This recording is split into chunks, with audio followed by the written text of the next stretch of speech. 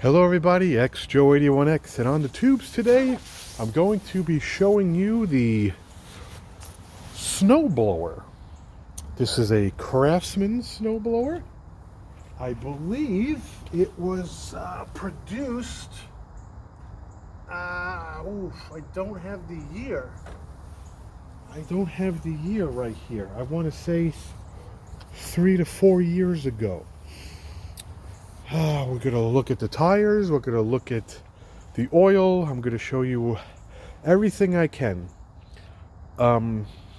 Hopefully I don't forget anything.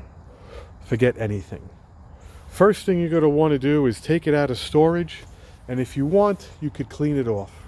You don't have to, but if you want, you can.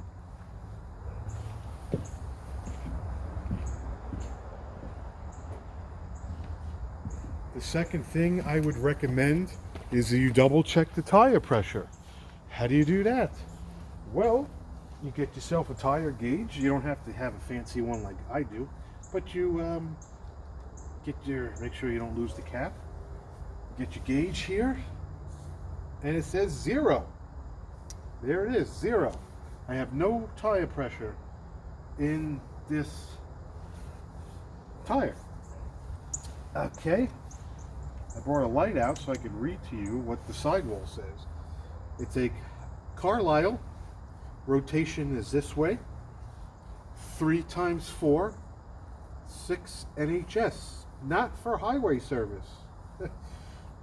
Safety warning. Inflate over max rated PSI. May cause serious injury. So do not inflate over a max PSI. Right here on mine says, excuse me, inflate to 22 psi max. 22 pounds max is what you want to do. We're going to do that later because I have to recharge my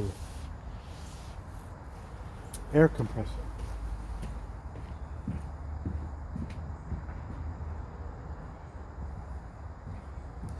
The second thing you should do is check the oil. That would be the orange dipstick on this model. And it says oil right on top. Take it out, pick it up. You could take a quick look because it's been sitting. You could clean the dipstick off as you wish. Okay, nice and clean. I have a rag, it's in the shed, I'm in the backyard. I'm not doing fancy stuff. There's a high and low right here. His low would be to the left. Let me see. Yep, see the H? Yep. And let me just put it back. And let's see. It's a keyed orientation. It only goes one way. So it's down.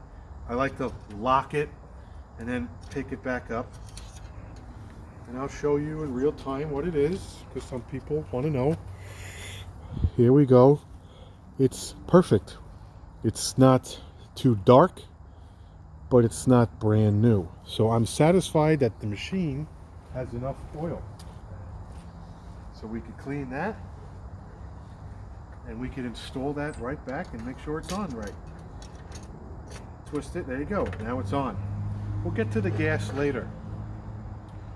Okay, you have your gas cap, you have your pull, you have an electric, and you have a primer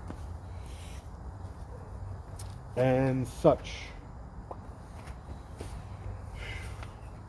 So we're going to want to put some fuel in it because you want it to run, because it's supposed to snow tonight into tomorrow in New York, 3 to 6 inches. It takes regular gas, nothing fancy. Okay, it's bone dry because it's been sitting. I put just enough. There we go, just enough to get it running. You don't want to put, you can because of the season, but 2 years ago I didn't use this, but last year I did. Okay. You got your fuel in. You want to wipe off if you dripped anything. Got your cap. Got your fuel. Perfect. Now your fuel is on. In this particular model, there's a plastic key that I always keep in it, which is right here. There's no reason to get rid of it. I could understand getting rid of this key or putting it somewhere if you have this somewhere else, church, industrial, but this is my private one, so I'm going to leave it right where it is all year round. I actually have another one in the basement. So if you're unfamiliar with this make and model or anything, all you have to do, excuse me, is just read the instructions. If that doesn't work, then you go to the next step. This says primer. This is your primer. This is your choke. And this is your throttle. Okay? So it states, because I'll read it, is prime 3 times. 1, 2, 3. You might need more because it's bone dry. Right now it's to the right. It says stop with a turtle. You want to put it all the way to the rabbit. Now, 2 years ago I made this video and someone commented that I probably should gradual, whatever.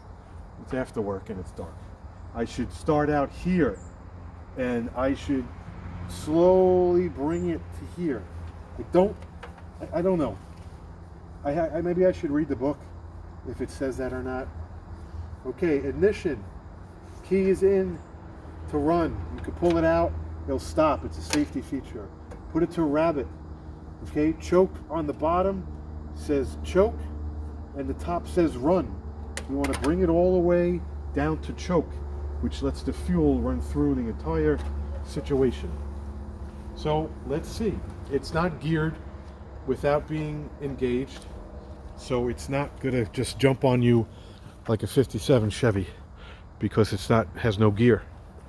So let me show you guys pulling the string. I primed it 3 times. Let's see if 3 times work.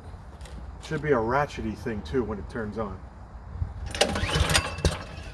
Pop, you heard that? Pop.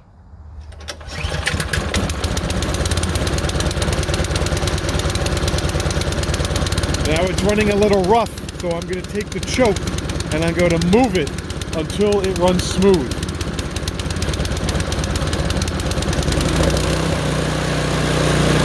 That was 1 click on this Craftsman model.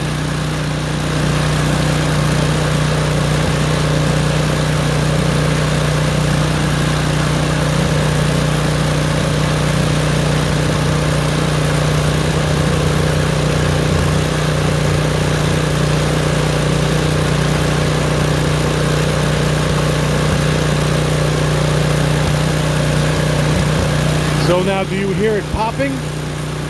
Now go 1 more click.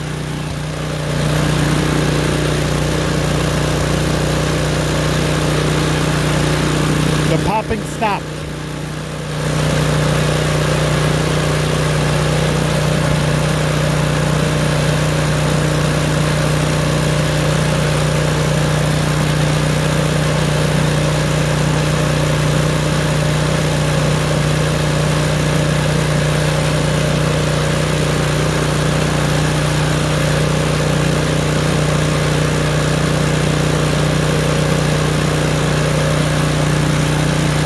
Go to click it 1 more time to full run on the choke.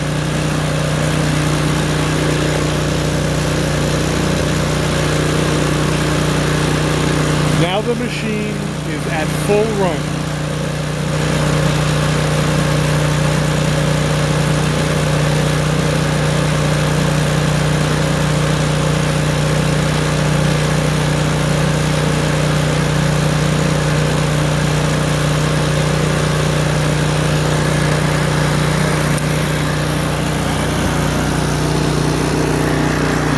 This is the control panel when you're behind it.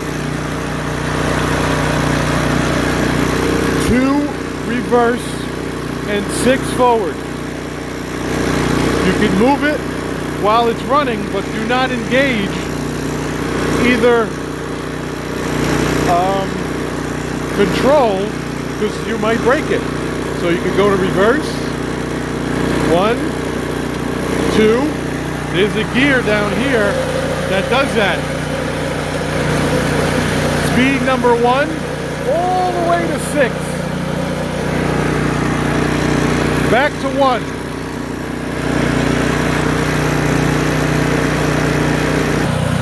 I'm going to show you a little run up of it going forward, backwards, and the auger on and off.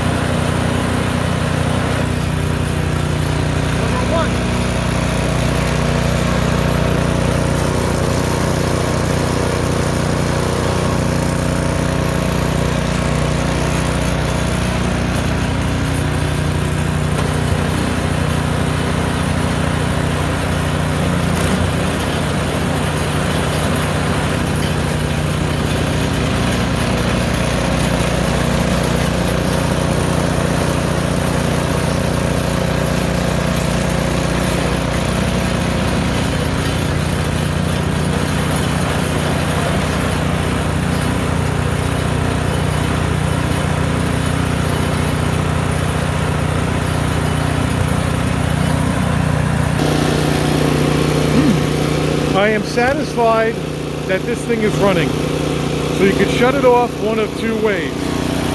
Well, one of 3 ways. 1, you could choke it out, which is kind of wrong, but it makes the gas come out of the carburetor. That's normally at the end of the season. You could go to stop on the throttle and you can pull the safety.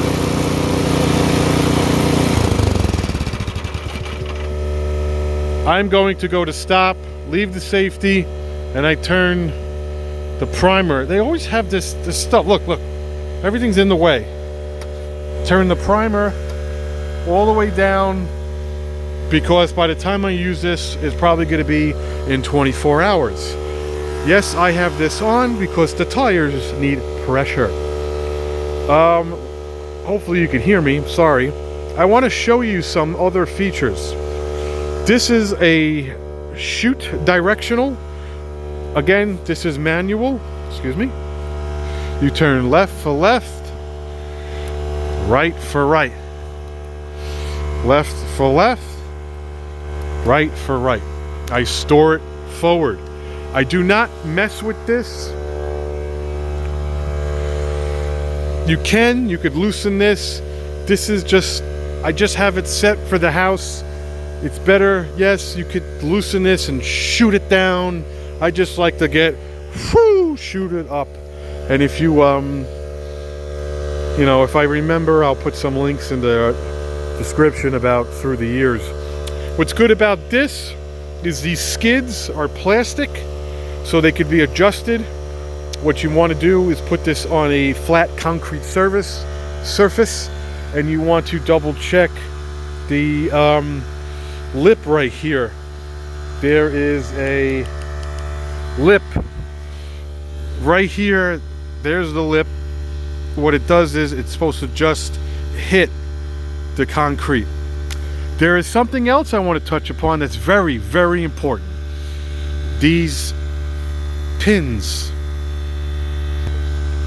shear pins. I have 1, 2, 3, and 4 shear pins. What those pins are for is that if there's anything that goes through this auger, what it does is, instead of ruining it, bending these metal things, God only knows what else, it will shear this pin off, okay? And then it will make this shaft like neutral. It'll just freely spin.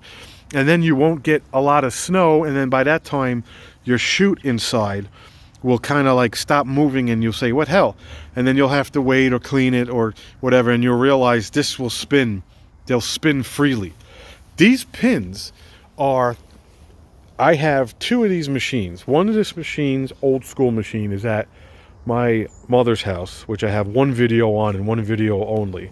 Again, I'll try to put that in the description. Those shear pins, I think, are stored in like a top case right here. These shear pins, which you probably overlooked, do you see them?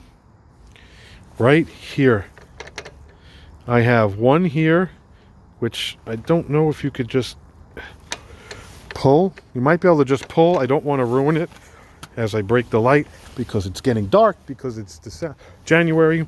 So I have one shear pin here and I have one shear pin, say that 5 times fast. And I have one shear pin here. It takes 4, but they give you 2. I think these are universal. Okay, so I showed you starting it. I showed you how to start this make and model, which I will show you right here because a lot of people like to know what it is. Okay. Whoops, excuse me. There it is. Hit pause. Okay, perfect. No problem.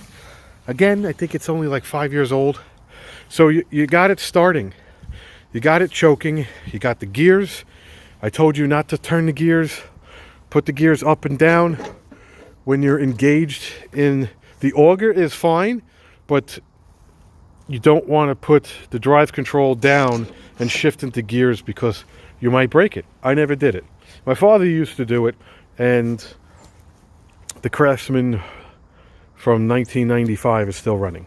You have an electric start right here. You plug it in to 120 volts. It gives you like a 4-foot cord. You press that button and it just turns over this starter, which turns everything on. You have, oh, I stepped in poop. You have like a cleaner. The one that's at my parents' house is actually more of a brush. This lets you get in and like clean the stuff. It's there. I think I used it once to just use it, and I end up using it just actually just gets in the way. Anyway, we got the chute, we got the oil, we got the gas, we got the starter, electric starter. We have enough chooch in the tank that I'm going to shut it off so it doesn't turn back on because it's probably leaking a little bit. It says that these tires take maximum 22. I usually go to 18 to 20 depending on how I feel. We'll see. I think I covered everything. You know, you got the sleigh, the chutes, you got the plastic the legs that could be adjusted on a flat surface, not on the grass. And that's about it. So we're going to put air in the tires. I don't need to videotape that. So hit like, hit subscribe. And thanks for watching my 2022 winter season of a Craftsman 22-inch clearing with electric start snow blower / snow thrower. Hit like, hit subscribe, and we'll see you when it snows. Take it easy.